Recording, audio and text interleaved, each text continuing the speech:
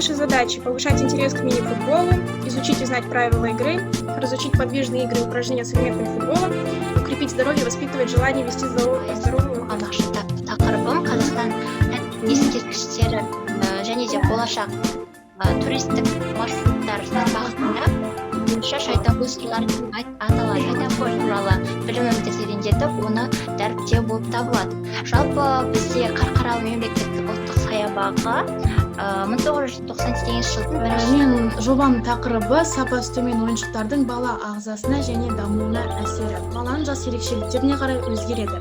Менің жобамның мақсаты ойыншықтардың зиянды химиялық қоспаларын анықтай отырып, ата-ананың ойыншық сатып алуда сауаттылығын арттыру.